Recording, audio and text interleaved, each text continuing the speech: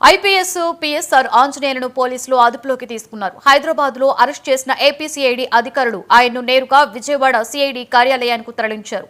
YCP ప్రభుత్వ హయాంలో intelligence chief గా ఆంజనేయులు పనిచేశారు. ప్రస్తుతం ఆయన సస్పెన్షన్ లో ఉన్నారు.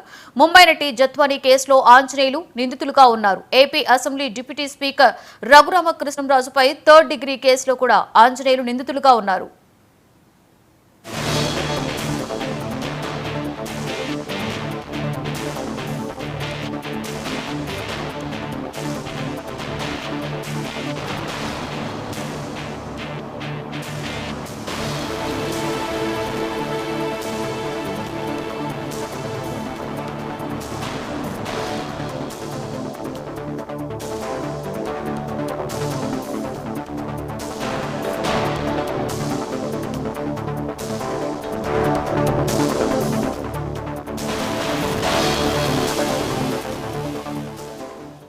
జగన్ ప్రభుత్వ హయాంలో నటి జత్వానీను వైసీపీ నేత విద్యాసాగర్ తీవ్ర వేధింపులకి గురిచేశారు. ఆయన పోలీసులకు ఫిర్యాదు చేయడంతో ముంబై వెళ్లి జత్వానీతో సహా ఆమె కుటుంబాన్ని అరెస్ట్ చేసిన ఘటన ఆ సమయంలో చర్చనీయాంశంగా మారింది.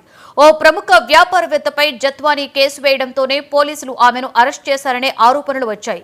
ఈ కేసును వాపసు తీసుకోవాలని జత్వానీపై 3 ఐపీఎస్ అధికారులు పీఎస్ఆర్ ఆంజనేయులు, సిపి కాంతి రాణటాటా, విశాల్ కున్నీలు తీవ్ర ఒత్తిడికి గురి చేశారనే విమర్శలు వచ్చాయి.